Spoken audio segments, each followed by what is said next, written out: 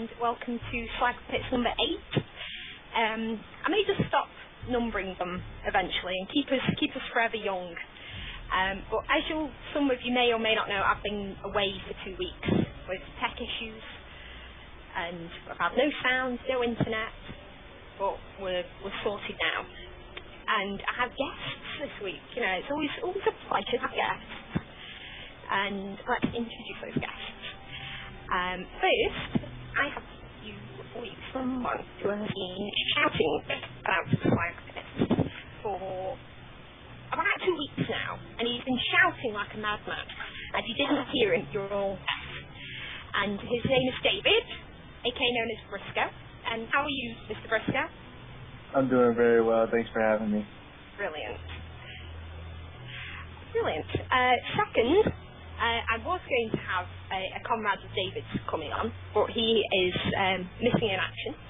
Instead, I have Teresa, also known as Katrina, and she's one of my Twitter buddies. And how are you doing, sweetie? Oh, pretty good. Pretty good. Enjoying the day. Finally, it's cool enough in Florida to open the windows, so that's a good thing around here. Brilliant.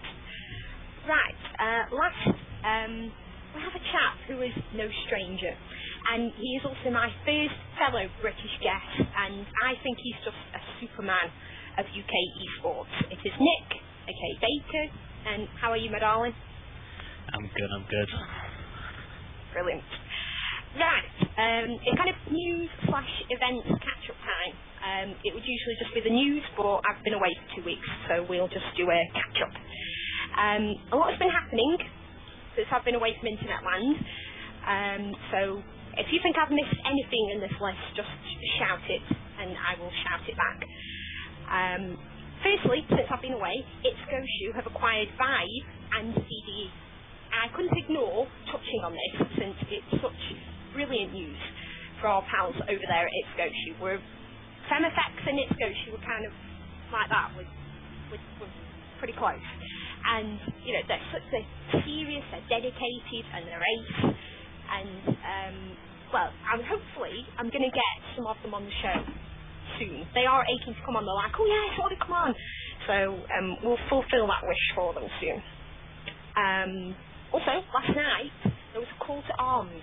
Mr. Sundance himself announced to Twitter and Reddit that he was sitting next to a big TV executive from ESPN2. No big, like he does that every day. And asked the community, if StarCraft 2 was on this channel, ESPN, would you watch? And Team Liquid said 96% in favour of yes. And over on Twitter it was about the same. And I must admit, I said yes, it's brilliant, but I said take care with this, as DJ Wheat knows. But what did we all think of this? Did any of us have a say? I saw the tweet yesterday as well, and I responded instantly with yes. I think it's great that we're going to appear on TV, and this is like StarCraft players themselves know where to find the games. You can look them up online and everything, but this will introduce more people to the gaming community.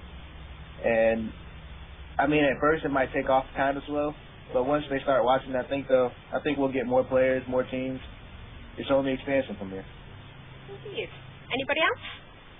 I think it's a fantastic thing to promote it, because a lot of people have a preconceived notion of what gamers are like, and I think it's just not right. I mean, I know I have a difficult time explaining to people, well, I play StarCraft, and they just go, huh?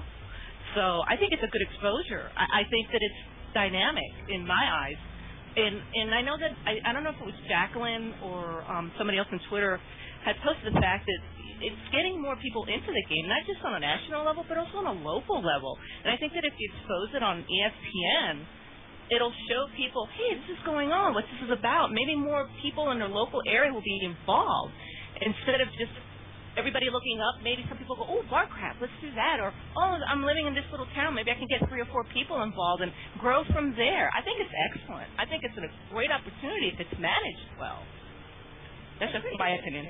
Yeah. What do you think, Nick?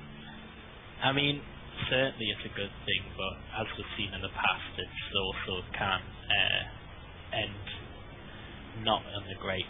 I mean, really TV and gaming isn't a new thing. It has been around, it has been done. CGS, a few UK channels, things like X League, and a lot of my colleagues at EGL worked for companies like that, and they've seen it, have moderate success and fail at the same time.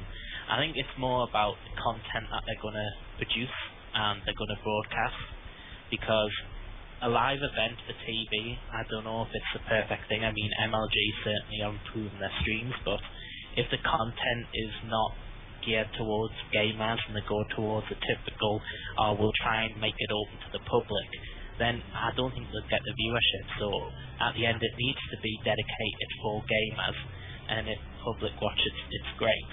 But I don't think it's a community opening. I think it's more of simply a more professional appeal towards the competitive scene. I like that, yeah. So, it's definitely, we've assessed it's a good thing, we just need to be careful. Now, this is kind of news, it's news to me.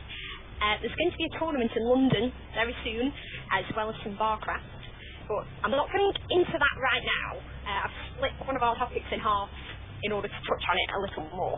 So stick around like that and I'll give you some UK StarCraft 2 updates using the lovely Baker who's come along, and he will help me fill you all in.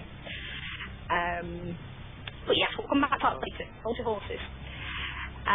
Esports, this is news I found quite exciting. Everyone else may think it's